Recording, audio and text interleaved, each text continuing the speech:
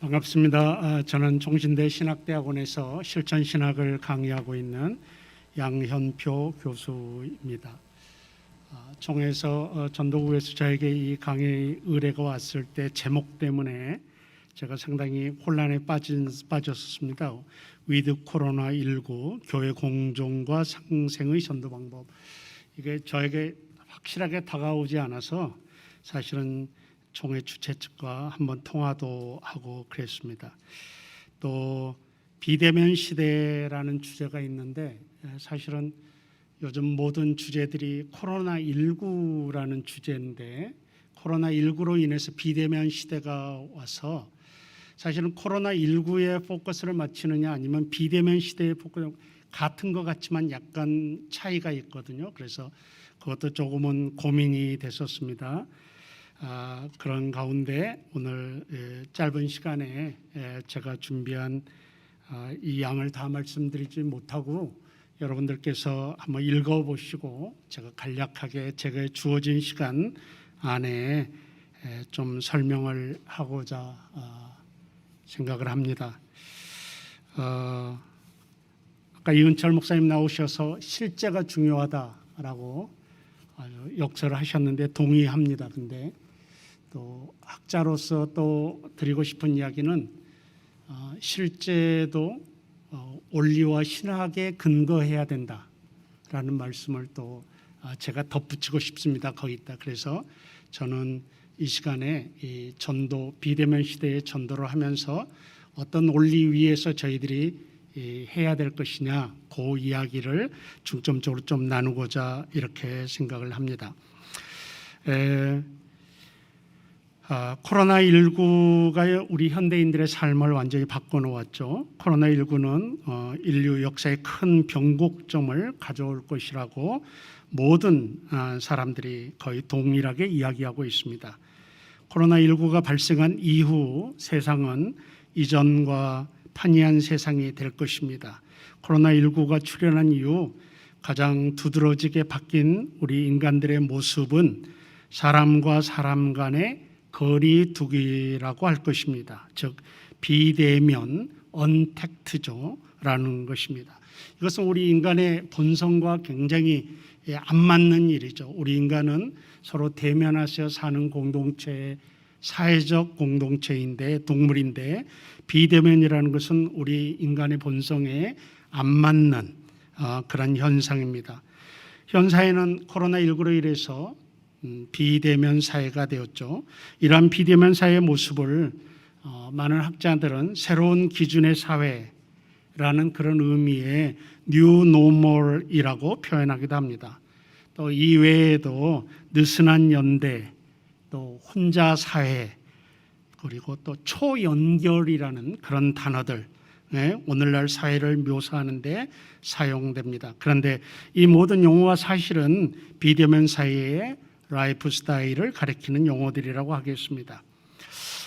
비대면 사회가 됨으로 인해서 우리에게 오는 부작용이 굉장히 많습니다. 저는 뭐 한 두 가지 적어놨습니다. 비인간화가 있고요. 또 새로운 계층화 현상이 왔다라고 저는 생각을 합니다. 이 말은 무슨 말인가 하면은 비대면이 되다 보니까 이 테크놀로지를 이용해야만 되는 사회가 됐는데 이제는 테크놀로지를 이용할 수 있는 그룹과 그렇지 못한 그룹 간에 이렇게 계층화가 이루어지고 있다는 것이죠.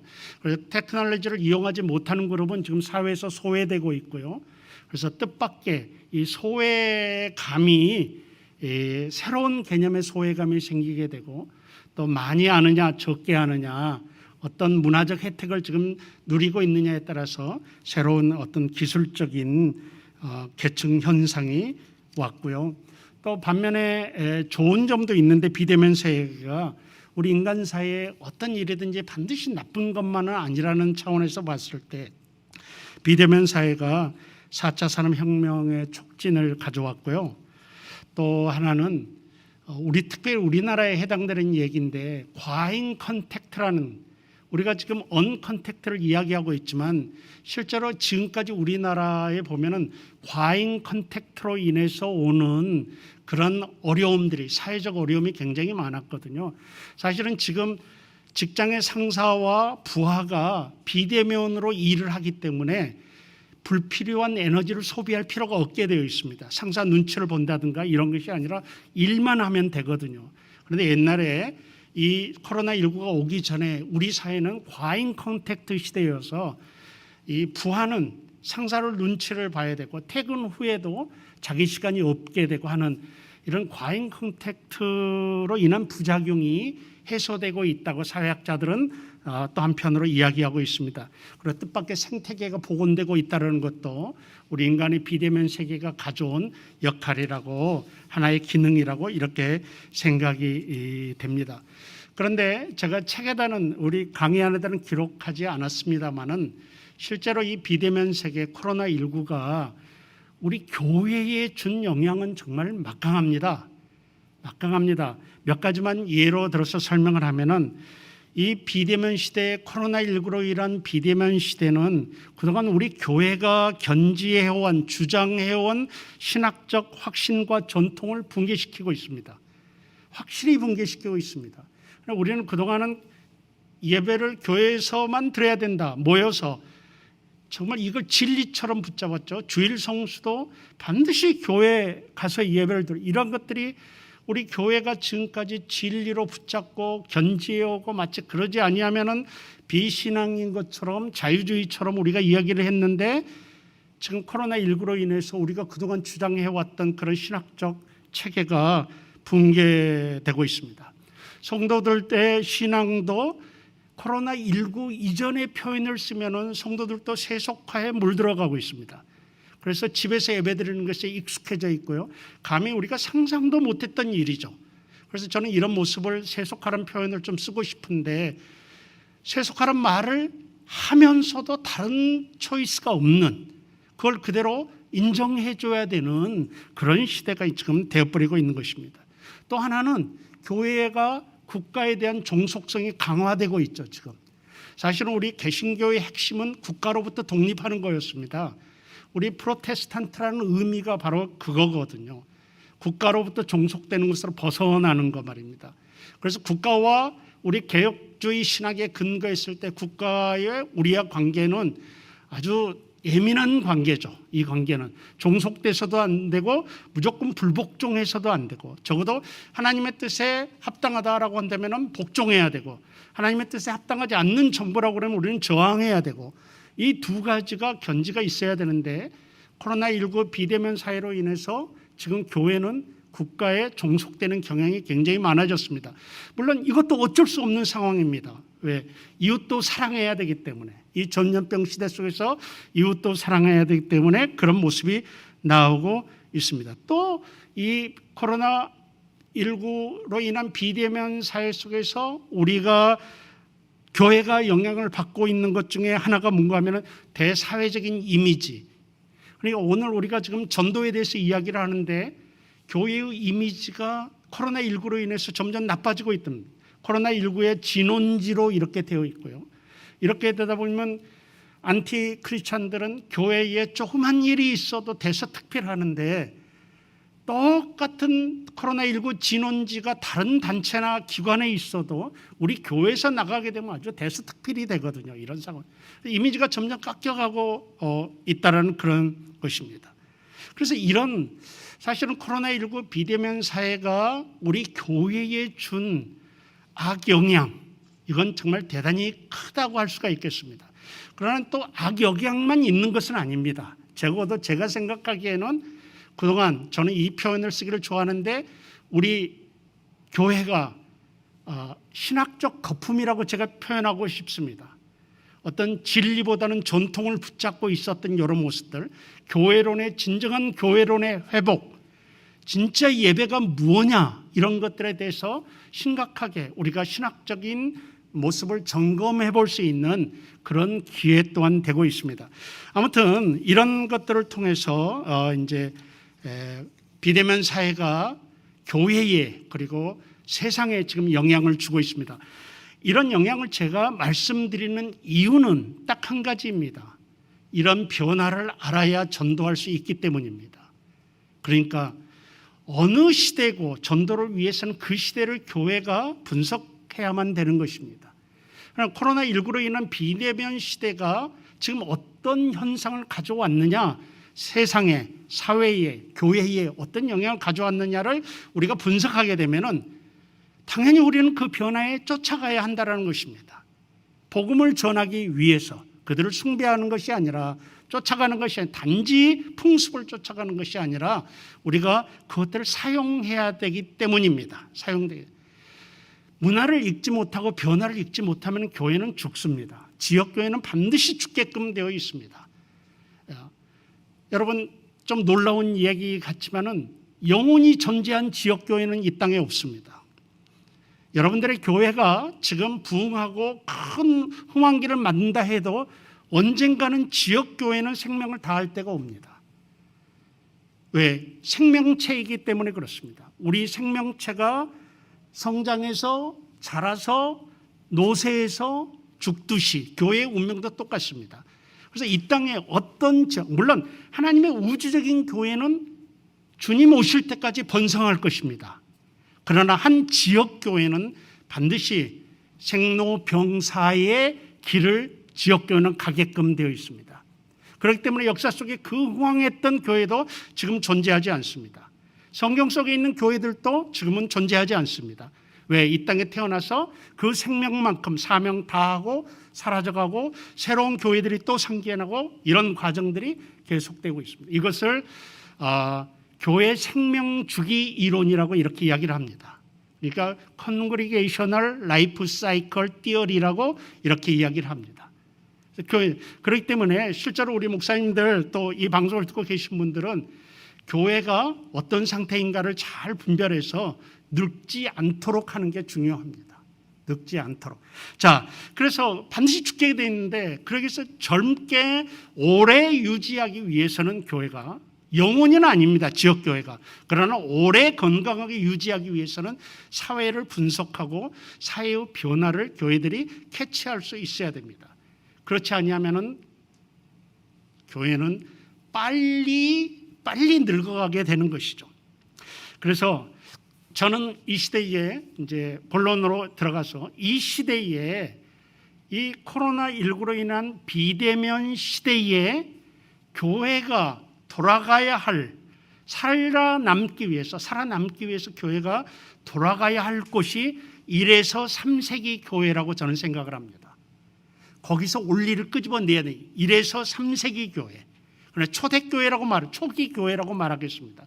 그러니까 313년 기독교가 공교회가 되기 이전에 섹트로 존재할 때, 마이너로 존재할 때, 교회당 건물이 없는 교회로 존재할 때, 그 기간으로 돌아가야 된다고 저는 생각을 합니다.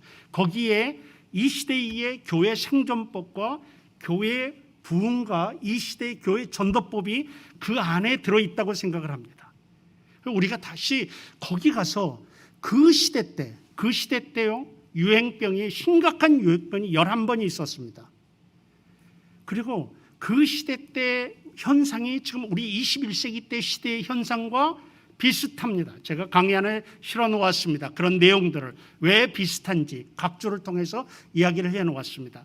많은 학자들이 1세기의 모습과 21세기의 교회 모습이 유사하다는 것입니다. 환경은 다르지만. 그렇다면은 1세기 때 교회들이 그 많은 핍박과 그 많은 전염병과 그 많은 종교 다운화 시대 때 교회당도 없이 예식도 없이 그들이 살아남았을 뿐만이 아니라 오히려 부흥했고, 그 시기 때 그 수많은 전염병 속에서 비대면 사회 속에서 교회들이 살아남고 성도들이 불어나고 했던 그 방법이, 그 원리가 무엇이냐를 돌아보는 것이 이 시대의 이 코로나로 인해서 비대면 시대 때 살아남는 방법이다 라고 저는 이제 간단하게 이렇게 말씀을 드립니다. 이게 제가 오늘 강의의 대전제입니다. 초기 교회의 살아남는 모습을 보자. 초기 교회 전도 방법을 보자. 초기 교회는 그런 전도 방법도 없었고 훌륭한 전도자가 우리처럼 기록에 남아있는 것도 아니고 교회당 건물이 있었던 것도 아니고 전도 프로그램이 있었던 것도 아닌데 어떻게 그들이 살아남을 수 있었을까? 그것도 부흥할 수 있었을까? 이런 것들이거든요. 그래서 거기서 찾아낸 게 제가 몇 가지가 있는데요. 첫째는 공동체 삶입니다. 지금 비대면 사회일수록 사람과 사람이 못 봅니다. 만날 수 없습니다. 이런 때일수록 사실은 공동체를 그리워하게끔 되어 있습니다. 초기 교회의 공동체 그 모습, 그 공동체는요, 만날 수 없었던 게 아니라 만나서 들키면 죽는 시대였습니다. 그 시대는. 근데 그때의 그 공동체 모습을 우리가 보고 그 공동체가 어떻게 유지될 수 있었는가에 대한 그러한 원리들을 우리가 추출해내야 된다라는 그런 것입니다. 그리고 그 수많은 전염병 속에서 그 공동체들이 보여준 모습이에요. 사실은 1에서 3세기 때 전염병이 굉장히 많았는데요. 그래서 모두가 죽었습니다. 정말 어마어마하게. 로마 제국이 왜 망했느냐라는 이론을 주었을 때 한 이론이 전염병입니다. 전염병 때문에 사람이 죽었습니다. 그런데 노동력이 부족해요. 노동력이 부족하니까 식량 생산이 안 돼요. 그러다 보니까 식량이 없어요. 결국 로마 제국이 약화될 수밖에 없었다라는 게 한 이론입니다. 그런데 이 전염병으로 인해서 어마어마한 손실이 왔었는데 그때 당시에 기독교인들의 서바이벌 레이트, 그러니까 생존율이 굉장히 높았습니다. 왜냐하면 위생만 잘 지켜도 살아남는 거였거든 그때. 그런데 그때 당시에 많은 그 사람들이 방치되고 그러므로 죽었는데 기독교 공동체는요 가서 손을 댔습니다. 기독교 공동체는 가가지고 우리 교인들을 서로 돌보고 조금 케어해주고 음식을 제공하고 그래서 생존율이 굉장히 높았거든요. 그러니까 기독교인의 비율이 로마 시대 말기에 주 3세기 정도 갔을 때 기독교인의 비율이 높았는데 이 높은 게 전도해서도 높았어요. 그러나 상대적으로 살아남는 비율이 높았어요. 일반 타 종교 사람들이 많이 죽은 거죠. 전염병에. 그런데 이게 전부 다 공동체로부터 나온 거거든요. 그래서 자세한 얘기를 더 길게 하면 시간이 없을 것 같아서 우리가 공동체 삶을 이때 저 소규모 공동체를 진짜로 우리가 잘 꾸려 나가야 된다. 이것이 이 시대에 우리에게가 전도 방법에 사용할 하나의 원리다. 우리가 생존할 수 있는 원리다라고 말씀을 드리고 싶고요. 두 번째는 이제 긍휼을 베푸는 것이죠. 그러니까 이 땅에서 최고의 전도 방법은 여러분 제 전공도 전도학입니다. 그래서 역사부터 제가 이 이론까지 좀 공부를 했던 적이 있는데 최고의 전대 방법은 구제입니다. 우리들이 현장에서 볼 때 이제 말씀을 전파하고 근데 이 말씀을 전파하기 위해서는 항상 접촉점이 필요하거든요. 접촉점이 필요합니다. 그래서 이 접촉점의 최고는 구제입니다. 어려울 때 도와주는 것 이거거든요. 근데 1에서 3세기 때 교회들의 모습에는 이게 특징이었습니다. 사실 그들은 딴 데 돈을 쓸 일이 별로 없었죠. 헌금을 딴 데 쓸 일이 별로 없었습니다. 지금처럼 교회당 건물을 관리하기 위해서 직원들에게 사례비를 주기 위해서 이런 거 전혀 그때 비용이 없었으니까 그때는. 그러니까 그들은 헌금을 모아서 도와주는 거 그리고 봉사하는 거 몸으로 가서 봉사하는 거 이런 모습들이었거든요. 물론 그 시대로 우리가 다 돌아가자 똑같이 할 수는 없습니다. 왜? 역사가 발전해 왔으니까 현실을 우리가 인정해야죠. 그래서 이 현실 속에서 우리가 생각해야 될 것이 어떻게 이 코로나19로 인해서 많은 사람들이 어려움을 겪고 있는데 교회가 우리 크리스찬들이 어떻게 구제할 것이냐 어떻게 자비를 베풀 것이냐 여기에 우리가 초점을 좀 맞춰야 될 것 같습니다. 우리 목사님들 여러분 그리고 이 강의를 듣고 계시는 여러분들이 생각하셔야 될 게 있습니다. 하나님의 말씀은 파워가 있습니다. 그리고 하나님의 말씀은 성령이 역사하셔서 전도가 됩니다. 하나님이 하시는 일입니다. 그러나 중요한 게 있습니다. 우리의 책임이 있습니다. 우리는 로봇가 아니거든요. 하나님이 우리에게 생각할 수 있는 힘을 주시고 이성적인 존재로 우리를 만드셨거든요. 그렇다고 한다면 우리에게 책임이 부여되어 있다는 것입니다. 많은 분들이 하나님이 하신다라는 말을 너무 자주 합니다. 그래서 근데 거기에 똑같은 것으로 저는 물론 신인 협력서를 주장하는 건 아닙니다. 당연히 아닙니다. 그러나 하나님의 그 큰 주권과 섭리 아래서 우리 인간들이 해야 될 책임이 있습니다. 전도에 있어서도 마찬가지입니다. 그래서 생각을 하고 뭔가 효과적인 방법인가를 제시해야 되고 역사를 뒤적거리면서 전도 방법을 찾아야 되고 그리고 우리가 실제 해보고 그 위에 물론 그 모든 일이 하나님의 큰 주권 아래서 이루어지는 일입니다. 그래서 우리들이 생각할 때 이 긍휼을 베푸는 모습, 이 모습은 정말 중요한 이 시대의 전도 방법이자 원리라고 생각합니다. 그래서 각자의 목회 현장에서 어떻게 내가 살고 있는 이 지역에 우리 교회 형편에서 긍휼을 베풀 수 있느냐를 우리가 좀 생각을 하셔야 된다라고 저는 상당히 심각하게 그 문제를 생각을 합니다. 우리가 자원이 없으면 몸이라도 가서 봉사할 수 있는 그런 모습들이 좀 있어야 되지 않나. 그다음에 세 번째로 한 가지 더 말씀드리고 싶은 것은 가능하고 필수적인 영역의 대면을 더 공고히 해야 된다는 것입니다. 여러분, 대면에 기초되지 않는 비대면은 존재할 수 없습니다. 그건 죽은 거죠. 그러니까 우리가 가능한 대면, 우리가 전도를 해도 비대면 전도를 해도 그 비대면 전도를 위한 대면의 필수적인 요소들이 있습니다. 그렇다면 이것을 굉장히 공고히 해야만 될 것입니다. 오히려 그걸 탄탄히 해야 되고요. 그러니까 지금 우리가 비대면 예배를 드리지만 그러나 지금 상태에서는 20명 예배를 드릴 수 있습니다. 그 20명 예배를 더 공고히 해야 된다는 것입니다. 할 수 있는 예배를. 그러니까 비대면을 위해서 대면 이런 것이 강화돼야 된다는 그런 그런 말씀을 좀 드리고 싶습니다. 그래서 이런 가능하고 필수적인 영역의 대면을 더욱 공고히 해야 된다라고 이렇게 이야기를 하고 싶습니다. 그리고 마지막으로 제가 제시한 게 이미 이제 앞에서도 여러 번 나왔던 문제입니다. 이 시대의 복음 전도 매개체를 적극적으로 활용해야 됩니다. 역사 속에 보면은 우리 그 앞에서 목사님들이 말씀도 하셨지만 복음 전도는 다 매개체를 활용했습니다.